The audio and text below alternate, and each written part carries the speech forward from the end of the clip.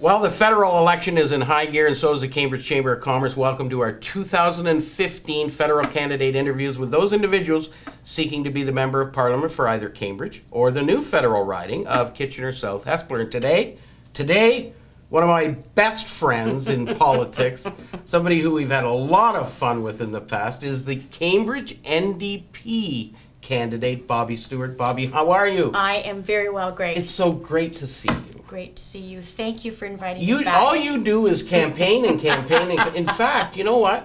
We were talking about it a little bit earlier, but you actually campaigned with Jack Layton, the former leader of the NDP Party of Canada. And in the last election, actually, when you had that big surge forward and became the official opposition. Yes. How different is it now with Thomas Mulcair as opposed to Jack Layton? Well, I get goosebumps when you talk about Jack. We all love Jack. I was honored to have run in Jack's last campaign.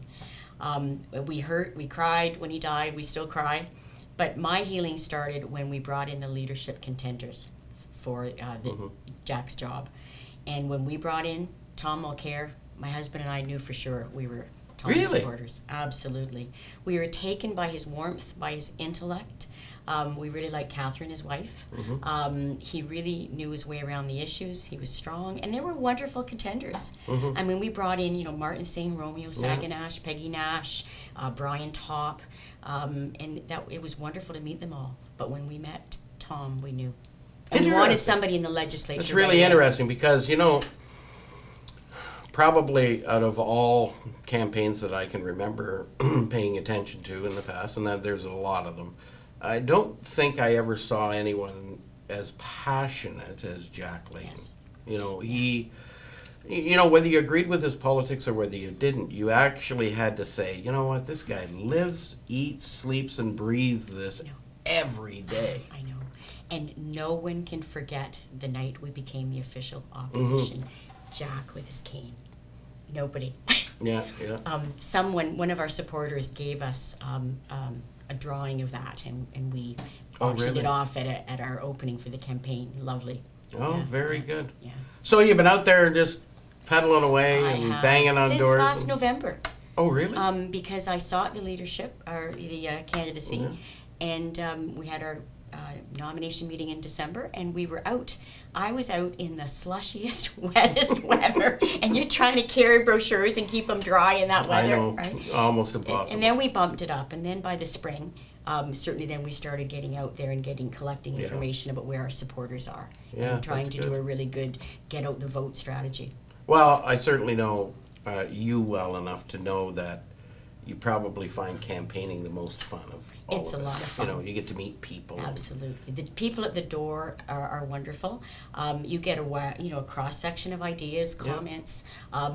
Very few people are totally unengaged or don't want to take your literature. No, I know. Even though the media has kind of pumped it up and said, with the early campaign start, nobody's going to pay attention this summer. People are paying attention. It's surprising the number who are. Now, there's still that huge glut that won't turn on the news until after Labor Day, but I'm surprised the people that come to the door in the heat.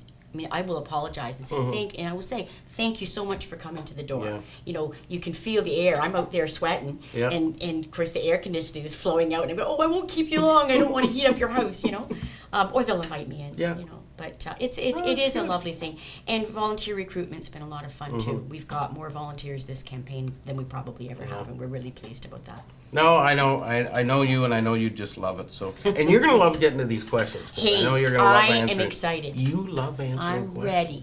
You have an answer for every question I've ever asked you. I will do my best. It's amazing. So, 2008, 2009, we all know we had the worst recession since the Great Depression. Yes. Economy, almost totally collapsed. Your leader's now suggesting we're once again feeling the recession and the pinch. Which we are technically, speaking. That's right, yeah. And he's also saying that Stephen Harper is the only prime minister that's presided over 2 recessions, which I guess if we counted this as a recession, that would be absolutely true. However, from him we hear no deficit, all kinds of new programs that he's announcing. But if we're in recession, what's the plan? How do we do it? Absolutely. And a lot of people are surprised. People were surprised to hear Tom Mulcair say, we're going to run without a deficit. I'm really excited by that. I mean, we've been criticized. NDP, tax and spend, NDP, you know. Debt. Exactly. Yeah, but we have run 6 provincial governments with no debt. We've done really well. Tommy Douglas ran, I don't know how many governments in Saskatchewan, I think 16 or something, and with no deficit. So we need to remember we are capable.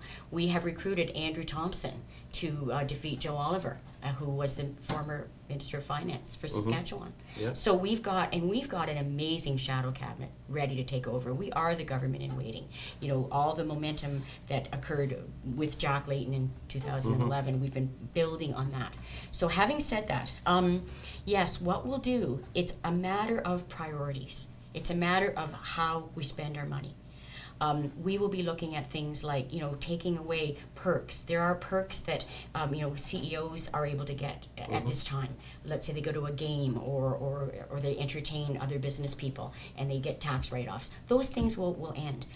Big subsidies to big oil companies will end. All of the government ads, as people are talking about this, the fact that the Conservatives have managed to have so many ads.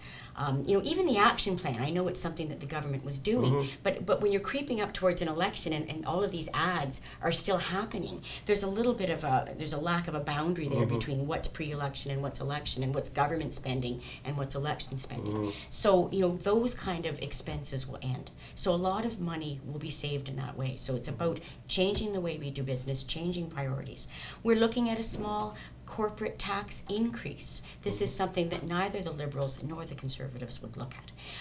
A very small increment can bring in, you know, billions of dollars right off the top. So it's going to be well costed out, well planned. I look at Tom Mulcair, my leader, and I have trust in him. He is a brilliant man. He's methodical. He thinks things through before he says what he's going to do, and he typically doesn't back down on that. So I think it's pretty exciting that we're looking at not running a deficit, but it's the way we do business. It doesn't mean we're going to be spending, carelessly. Obviously, this will be very carefully costed. Well, I got a question about that, Absolutely. and you'll want to address that too. Okay.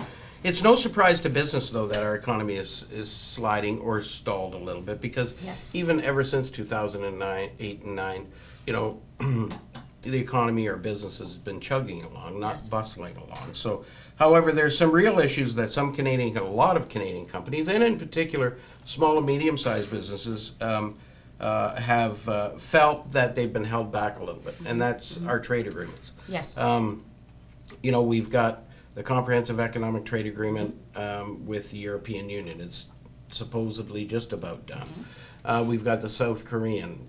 We've got the Asian Pacific that's on the document right now, or on the docket right now, and those are great. We need to advance them, and we need to get them on stream, at least, you know, for those companies who want to trade in those particular areas. The other one that's really affecting the smallest of small businesses is the interprovincial trade barriers. So take a winery in Niagara, can't supply liquor stores in British Columbia because Kelowna gets all upset. So, you know, these barriers, really, if we can trade in the United States freely, if these wineries can send their wine to Europe and Asia and all over the place, why can't they send them to British Columbia? It seems a little paradoxical. I mean, we talk about global trade, we're trying to make things easier, but yet we're having troubles within our own country. One of the things I know about Tom is that he wants to work with the provinces. So this is clearly an issue where Tom will have to sit down with the premiers of the province and figure out how to make this work for everybody. Yeah, and I think, because it's sad to see, like you said, and I didn't realize, I knew it was an issue, but I didn't realize it was such a big issue for small business, and you've raised that, and I appreciate that. I think it is, and it comes even with trade. So a plumber here, you know, can't, if the business here is a plumbing outfit and they have a contract in Alberta, they can't send their plumbers from here. They have to hire plumbers locally to maybe do the project that they've got there. So it's, that's another interesting issue. Hire local, buy local, well, and right? So that's issue, great. But it's all Canada. It's all great, but you know, we are one country. We're all Canadians. We can move freely. Right. we can travel freely, Right. but we can't trade freely. I And think that's definitely an issue so we need it's- to look yeah, at. it- I think we're very often so busy really talking about trade agreements and the global economy and the pros and cons to all of that, and the need for more innovative business and tax grants and all of that, that issue perhaps hasn't been discussed as I'm much willing as it to should be. contend that it's probably more complicated than I put on the table, but Okay. at the same time, that's what government's supposed to do. Is Well, to, you've raised it you know, for me, though. Yes. You've raised it for me, which I really appreciate. Good. It's an issue for the chamber, for Yeah, small business yeah, here, for so sure. it's something I need to know about. Absolutely. Another issue facing small business Okay. is the skilled trade. You know, we've only been talking about this for 20 years. Absolutely. That, you know, we knew immigrants are going to be the ones to fill these skilled trade positions. And yet, I think, you know, we're miles behind. The temporary foreign worker program simply doesn't work.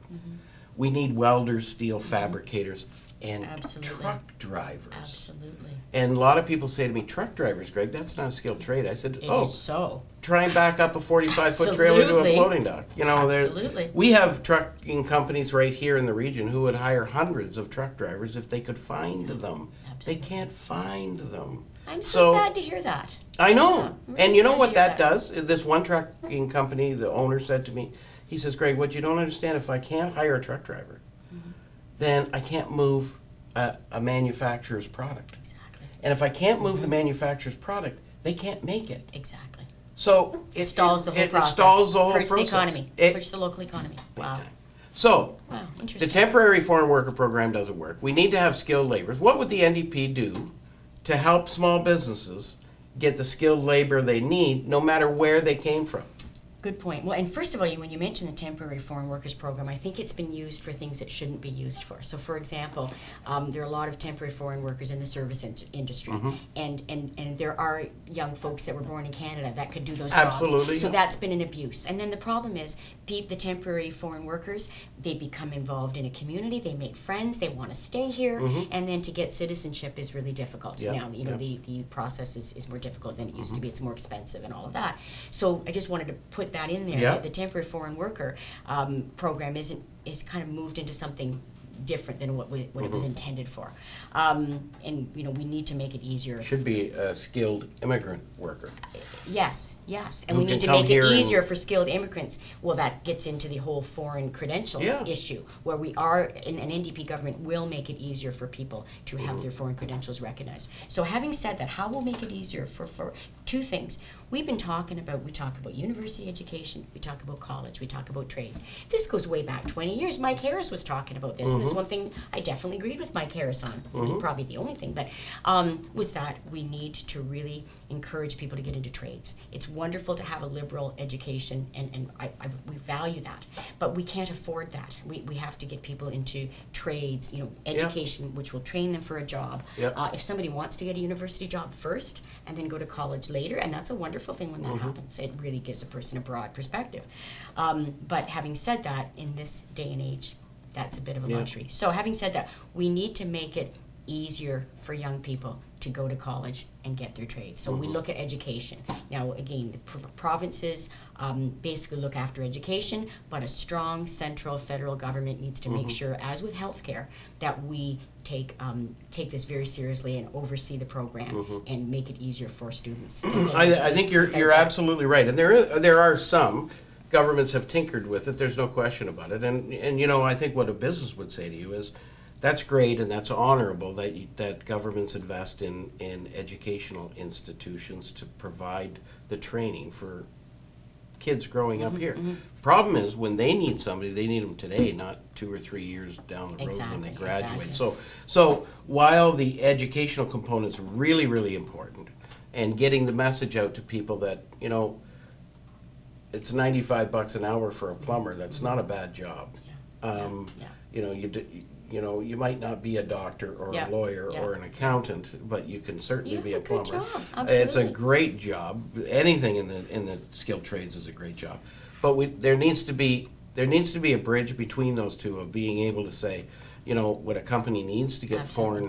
foreign assistance in this. We need to have a path to be able. We're a country built on immigrants. Absolutely. If it wasn't for immigrants, we wouldn't have the skilled manufacturing and Well, technology. we're all immigrants except First Nations. Yes, exactly, exactly. So to get back to that, I mean, the point is, we need people in these trades that can be hired by small business to get the job done. You know, whether they are new Canadians, immigrants, or whether they are people that were born here. We have to make it easier to access that education. We have to make immigration easier. We have to make family reunification easier. And again, that is in our platform to do that as well. We will, for example, offer an innovation tax credit to small business, lowering tax rates from 11% to 9%. Now that tax credit is to encourage innovation and research and development, and we're hoping that this is going to kickstart manufacturing in Cambridge. We need this badly, and Tom came to visit us a few weeks ago over at Innovative Steam, and we talked about this. So that is another way. It seems to be better than the shred credit that was around. That was very difficult. Yes. So that will help.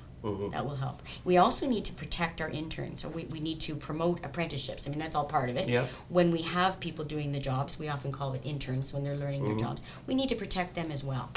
Sometimes they end up working for free. That is something we need to be cautious of and protect their rights. You know, doing business in Ontario is very, very expensive. You know, hydro costs here are ridiculous. They're going to outpace business growth very quickly. We know that hydro rates in Ontario are just going to keep going up and up and up. The Premier of Ontario has announced there'll be a carbon tax or a carbon credit system of some sort.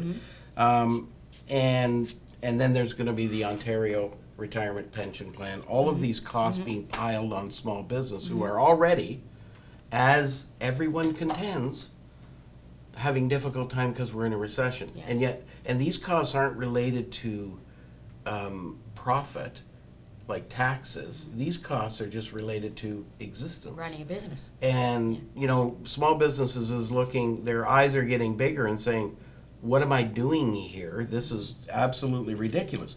So with respects to the Ontario Retirement Pension Plan, which is, quite frankly, I had a roundtable a couple of weeks ago with the Minister, Minister Hunter, who's responsible for that portfolio. And I had 20 businesses, some small, but some very, very big. And without exception, 100%, were absolutely adamantly opposed to this for two reasons. One reason is, why don't you get the CPP? Why don't we concentrate on that? The second thing is, small businesses are saying, hang on a second, I recognize that young people aren't saving the way they should save for the future, but I'm paying them really good money. It's not my fault they're not saving the money. Why do I now have to throw 2% in the pot for them? They recognize they want to help their employees, but they're saying, I'm helping them by giving them a paycheck. And I want to give you one more little bit. Two people around the table, one had a company of 32 people, one had a company of 44 people. They polled their employees, not talking about the Ontario Retirement Pension Plan, talking about, if I put 2% into a savings program for you, will you put 2% in? Not one employee said they would put the 2% in. They don't want to. They want their money. Right? They need their money to live on now. So they can't even afford they to put can't that afford in to this do it. economy. That's really sad. Your leader has not come out and said, I endorse the Ontario Retirement Pension Plan. Your leader has said that there needs to be a strong look at the CPP. Absolutely. What does that mean? Absolutely. Well, again, 2/3 of people retire with no workplace pension. So clearly, this is the main reason that we need to do something to revamp the CPP. Make it easier for people to access it. Make it easier for them to pay into it. We are going to relook at it. I don't have the details of what we're doing with it. I just know that we've talked a lot about looking at it, setting up a committee, and revising it. It's really important. Do you know what? I'll tell you a quick little story about that, and we can get on to another subject. But my grandfather, who passed away many, many years ago, but when Prime Minister Trudeau was in power, he was getting his Canada Pension Plan. He was in his early 90s, late 80s, and he was upset that his bank account was going up and he wasn't able to spend it anymore. So he actually wrote a letter to Prime Minister Trudeau and said, don't send me any more CPP. I don't want it. That's a fascinating story. and it can't happen. Wow. You can't stop it from coming. Oh, that's really The only interesting. way to stop it from coming Yeah. is to die. Yeah. But look what you're saying. Look at the difference between know. then and now. I remember my grandmother saying, I've got more money now than I I know. ever had. They were farmers. And they got their old age pension and CPP. And Yeah, my dad always used to say, life is topsy-turvy. You have money when you don't need it, and you don't have money when you need it. yeah. But, Yeah. something's got to happen. But it shows where we're you know what I at. told the Minister Hunter? I said, this is not a pension problem. Yes. This is not something that business and people have to start contributing to. This is an education problem. Mm-hmm. You need to invest strongly in financial literacy skills of these kids coming out of school. Yeah. They need to understand that 40 years of work will go by them in an instant. It's true. And It's all true. of a sudden, they're going to be looking for, what do I have in the bank? Well, it's that piece about starting young, planning. I have a daughter who lives on very little. It's amazing. She lives in Toronto. She doesn't drive a car.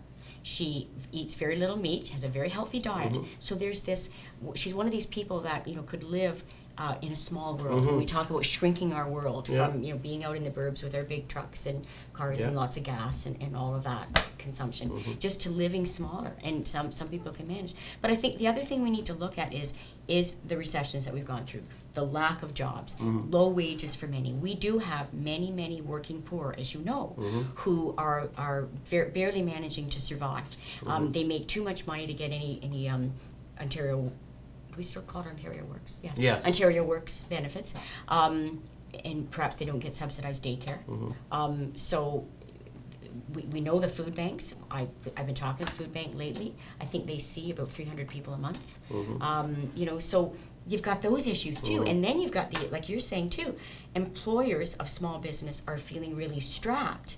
They don't, and I've talked to them. I met with some businessmen recently, and they were quite concerned about NDP's policy of raising the federal minimum wage. I mean, as you know, that's not raising the provincial, but it's setting the bar to say, look, we think we need to have a living wage. Region of Waterloo has a fair wage, $50 an hour committee. So this is an issue that's on everybody's minds. So you have this dichotomy between business trying to manage and people trying to live. So all I can Because say if the is, jobs go away as a result Yeah. of too many I piled know. on costs, I know, you've I defeated know. the purpose. I know. To get back to the Ontario pension, though, Tom has said he'll work with Ontario if an Ontario pension goes through.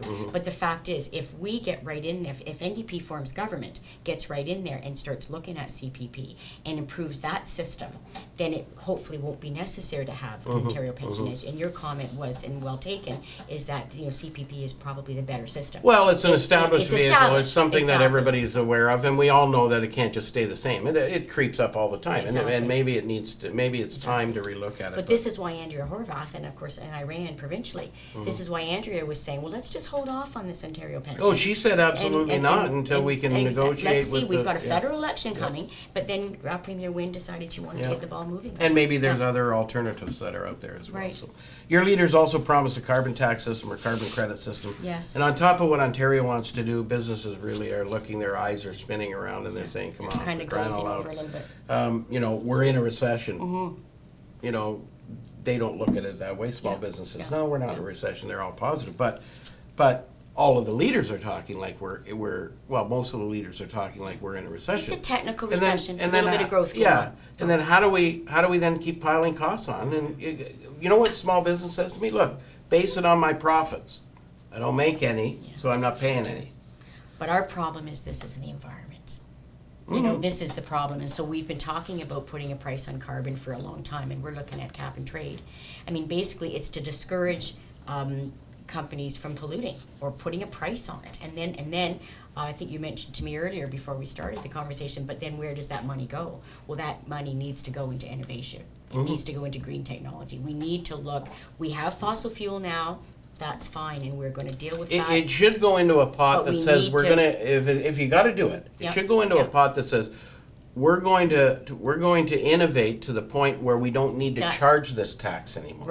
Right. So where we're not, because really, we're less than 2% of the global CO2 Yeah. emissions. I know. You know, Yeah. and we're spending It's billions. a global issue. But Canada alone is spending billions of dollars fighting Yeah. less than 2%. Even if we stopped all of it Yeah. in Canada, it wouldn't make a dent in what China's doing. You know, Yeah. people. Although I've heard that different stories on that about what China's doing. Well, they're at 23% of the Yeah. world's CO2. Yeah. So, but this is the point. You know, you and I each contribute 2 pounds of CO2 every single day by breathing. The Chinese people contribute 511 million tons of CO2 by breathing. And you know we could talk for an hour on this one. I know. Let's get I Elizabeth know. May in here. Oh gosh, Now, we'll have I too heard much a fun. wonderful thing today about the number of, somebody did some research to see how many trees had been planted, and the results of that. And it was wonderful. Again, just to put a positive spin on it. Now you got to be careful because you know what trees need to survive? Well, oxygen. CO2. Do you know that Yes. greenhouses Yes. actually pump CO2 carbon emissions into their greenhouses to get plants to grow bigger Okay. So they put carbon emissions into the greenhouse. into the greenhouse? Wow. They have to. But then Then does they get not- bigger plants. But then something good comes out of that. Provides oxygen. Absolutely. Right? Absolutely. Isn't that interesting? So So you that's know a what? good use for Maybe emissions, when you what look you're at it saying. from an environmental perspective, if we plant a whole bunch of trees, we don't have to do anything to cut back our CO2 because we'll need the CO2 to feed the trees. That's I don't know. fascinating. We're having lots of fun. Yeah, but there's got to be something positive coming There out of this is. because the And environment. you know what? There's- you got your, like we talk about, the economy and the environment. It can't be one or the other. We have to work No, together. and you know what? There's not one business, especially with hydro costs the way they are, there's not one business that doesn't want to cut their energy costs. Not one. No, of course. And not one business that doesn't say, I'm glad that the byproduct of me cutting my energy costs is saving the environment. However, what Right. they're saying is, Right. if government willy-nilly is just going to start charging me and, Yes. you know, there's no plan for helping me mitigate it, Yeah. then there's a real dichotomy here. There's a problem of really, the perception is, government's coming and taking money so that they can fill their general revenue, because that's where the money will go. Oh boy, that's almost cynical. Well, I've been around too long maybe, because I know that gas tax was supposed to go just to road infrastructure and Right, transportation. right. We all know it goes into general revenue. Well, we're going to take a cent of that gas tax and give it back to the municipalities. Because I found out only 9 cents out of every property Yeah. tax dollars goes to the municipality. Yeah. That's horrifying. I was I know. really shocked by that. It's amazing. So that's going to help with transit and infrastructure. That goes to our I next just question. threw that in there, Greg. That's a beauty. That's a beauty, Bobby. This goes to my next one. Cost of government is out of control. All There's right. nobody that's going to deny that. New ridings. You might, How many new Yes, ridings have we got 30. now? Exactly. but no one will argue that 42% of our pay goes to taxes. The broad public opinion is the NDP thinks we don't pay enough tax. I know that's not necessarily true. That's true. But that's what people. That's one of what those- people say. I'm going to call tax that a and myth. spend. Yeah, Right? that, I will call that a myth. In the last 50 years, household incomes have gone up 500%, and taxes have gone up 1,800%. So if you put that on a graph, you're going to see those two lines meet someday down Yeah. the road, where government spending is going to outweigh what people can provide them in tax. Yeah. We've got to control spending at the government level. We've got to eliminate do. the waste. We What do. will the We NDP do. do to eliminate the waste in government? We do. Okay, for one thing, and you have another question later that speaks to the Senate, but I'm assuming that Senate expenses are down quite a bit right now. Oh, yeah, Because for it's sure. not active, and then you've got, 9 people at least that Yeah. have been investigated. You've got, in an NDP government, you've got a lot of perks to CEOs, and I think I mentioned this before, that just would not be offered anymore. You would have government spending in advertising. You know, basically, the government in power won't be able to just promote itself the way it has happened with the Conservative government anymore. That costs taxpayers a lot of money. You won't be giving big subsidies to oil companies. You won't be giving perks to banks. You won't be giving perks to people that don't need it. And you'll be income splitting. Now, Tom is taking away the new income splitting piece, not the old one for seniors. And I think we need to be really clear on that, because sometimes it feels like there's this general statement, NDP will take away income splitting. Just that new part to families that don't need it the way other people need it. So there are some savings right there. Yeah. But corporate taxes, again, we can raise those just a little bit, and it'll be incremental, but it'll bring in a lot of money. Well, but I think your leader also says he's going to reduce small business tax. He is 11% to 9%. Yeah. Yeah. So Yeah. So those are things that'll help. they'll help, but we need to attack government. We need to go to some of those offices where the person's in there just sharpening pencils all day and say, sorry, but that job's over. You don't need to sharpen any more pencils. That is really interesting because, I mean, we obviously have to look at efficiency at all levels. Right. But for me, I've got to have the facts. I have to know, okay, what are these people doing?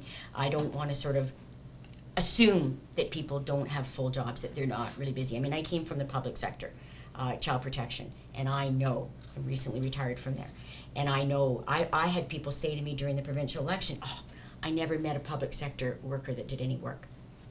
And I'm going, pardon? Because I know the public sector. I know the population and how so many people in our cities are suffering, cities and towns. But sometimes it's directed in the wrong area. And the waiting lists are so long, Sometimes it's in the wrong area. Sometimes I am quite confident that there are offices all across the country and governments everywhere where these people are doing very little. I'm not saying it's rampant. Yes. What I'm saying is somebody has got to get into government to say, you know what, if that program isn't being used anymore and there's still 1,000 people working that program, then we got to scrap the program. Well, I know, for example, in Ontario, in the child protection sector, there was a commission set up, and that was handled in that way. Well, which was well done, and recommendations were made. So, but you're right. But I think my personal feeling is I'm concerned about that with child protection because that's important. But, absolutely. But there are some areas that government gets into that aren't important. Okay, lots of things. That's a big discussion. Next time, can I come back next week? I'll tell you what. Do it. That's the next question. This is the next question. Okay. My comment, my point is though, I operate out of respect, and so I don't make assumptions, and so that's why when I hear general statements, I wanna have information, and I try not to feed into it unless I have the facts. That's all. And that's fair. Just a basic respect thing. That's fair. Cool. Scandals. Okay. Every single government has had a scandal of some sort, where an MP has done this or an MPP has done that. We all know that. No party can claim to be perfect. No. Yet politicians think we forget about the past, but when we remind them, they say, yeah, but it's different this time. Even Stephen Harper said there's going to be nothing. I'm going to watch like an eagle and things happen, okay? We've got Duffy and Wallen and Brazeau in the news today, but let's face it, we all know, it's wrong what they did, but they're not the only ones that have ever done it. It's been in the news for months and months. It's been in the news for months, and it's really there now largely because the media says, oh, there's an election, and they're conservatives, and this will be big. It's timing. Timing's not great for the conservatives. No, it isn't. No, but you know what? There are liberal senators that have the exact same. You just mentioned. There was one anyway. There was one that went to jail. Yes. So, and there's others being investigated right now. Yeah. The NDP have a little bit of a problem with some of their MP expenses. But what I want to say about that is Tom Mulcair went to the Speaker of the House. This is about the satellite offices. He went to the Speaker of the House and was told that was acceptable and appropriate. So again, there it's a... Yeah, no, I realize that. But at the end of the day, nobody can claim we're perfect people. No. And we'll never, ever make mistakes. But when we get back to the Senate, there are no NDP senators. There are not. And that's a bone of contention to some degree. However, really, the NDP has always said, we don't want any senators because we don't want a Senate. We would abolish, your leader would abolish the Senate. Yes, we the would. Conservatives say, yeah, they'd like to abolish it, but they say they can't, so we'd rather have an elected Senate. And then Mr. Trudeau comes out and says, no, we need the Senate. They're a very important, fundamental, key component to our democracy. I want to reform it. How are you going to, if you're the government, how are you going to eliminate it? Well, I think you need 100% first, support. I think you need, I believe Tom is talking about a referendum. So first of all, because it's a constitutional issue. Yeah. We know that. It has to go to all the provinces. It's constitutional. It's probably, I expect it's very complicated, but that doesn't, as our Jack Layton said, never let them tell you it can't be done.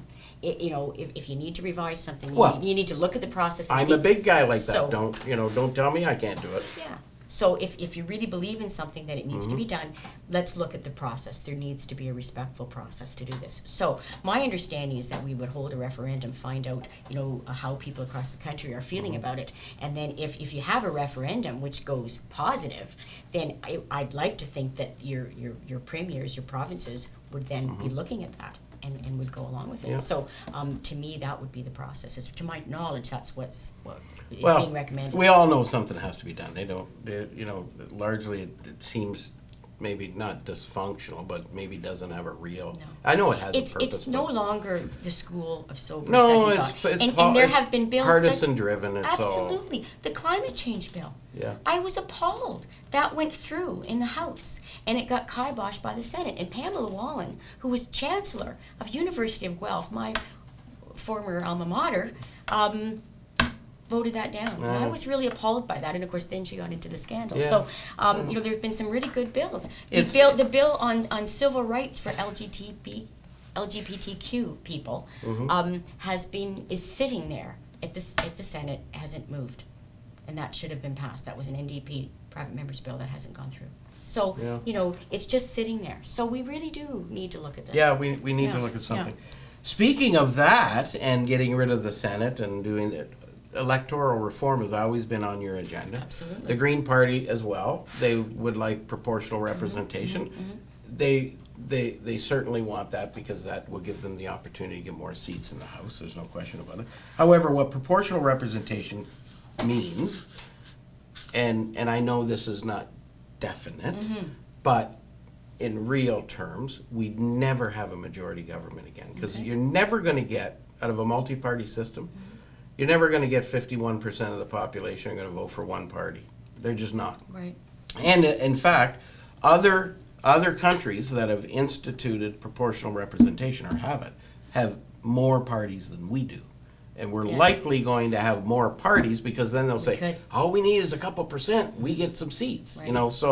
So let's say the NDP forms a majority government on October the 20th. You still in favor of proportional representation? Because you would lose your majority. Yes, absolutely, still in favor. Okay. And the recommendation is mixed member. And so proportional Mr. Trudeau representation. says that he would like to have an all-party committee get together and talk about electoral reform and look at proportional. Because what he claims is the reason of voter apathy is because we don't have proportional representation. People don't feel their vote Do you counts. agree? Do you agree with that? People need to know their vote counts. We elected a majority government for Mr. Harper on much smaller percentage of the vote, 39% or 37? something. Yeah.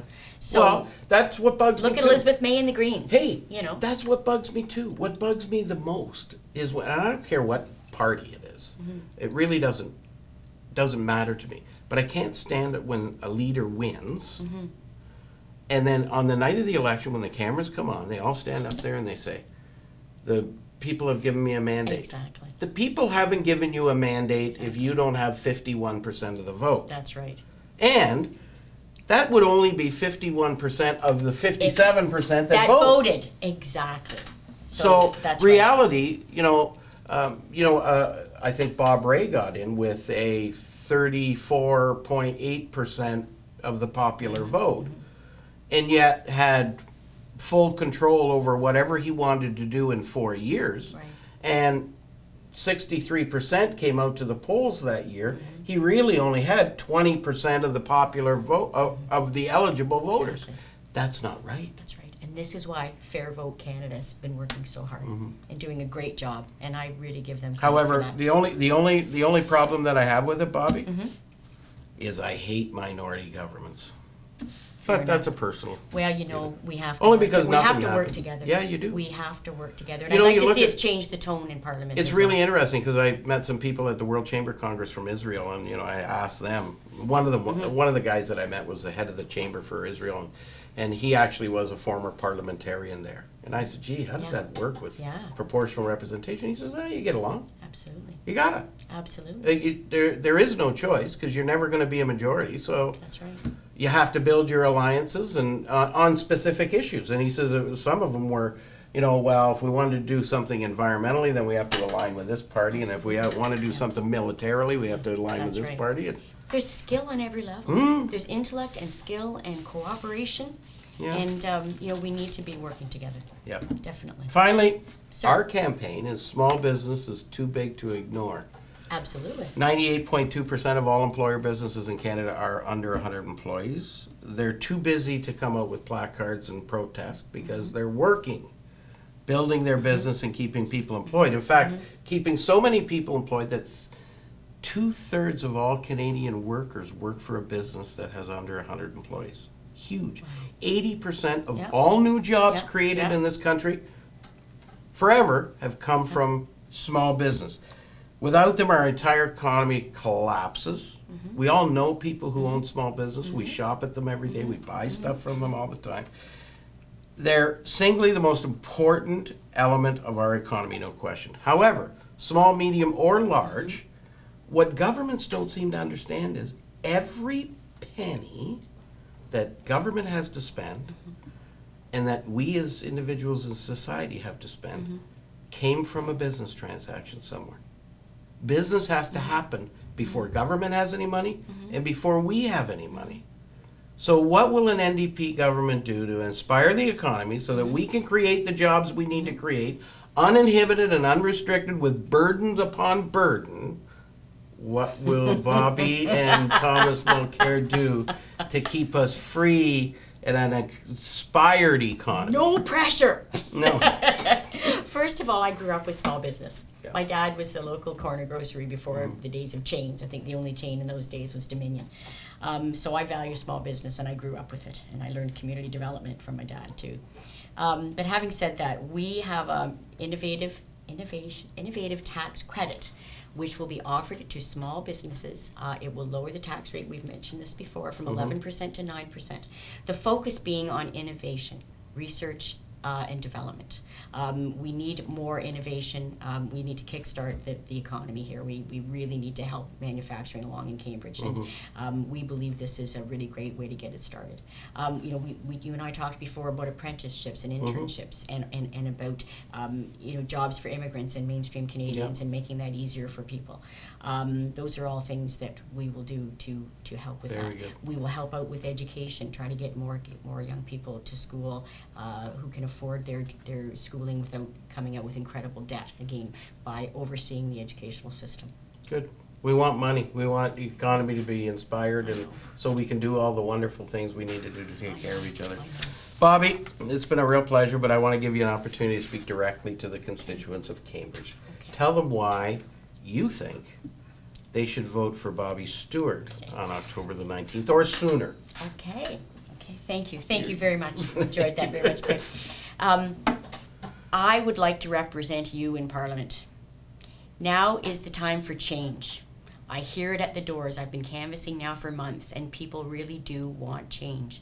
They are very concerned about the 9 years of Conservative government and where it's left us. It feels like Mr. Harper's plan isn't working. We really need to bolster the middle class and get things moving around manufacturing.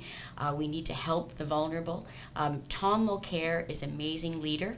Tom Mulcair is the leader that can make this happen for Canadians. He's the man that can lead this government out of this recession, help the middle class, help the people that need it, stop the cuts to health care, improve education, offer taxes to small business, offer our $15 affordable daycare program as a wonderful universal daycare system that we've been talking about for years. That will boost the economy as well. So there are many, many things that we want to do. We will repeal Bill C-51. We will get back to the table and look at the climate change bill, pass that, get to Paris for the summit. We will improve our name yet again and show that we are world leaders for humanitarian causes around the world on the global stage and get the respect back that we deserve. So on October 19th, I ask you to vote NDP. vote for me, Bobby Stewart, as your MP. I have a lot of energy. I am ready to work for you, and I am very excited about working with Tom Mulcair and an NDP government. Thank you.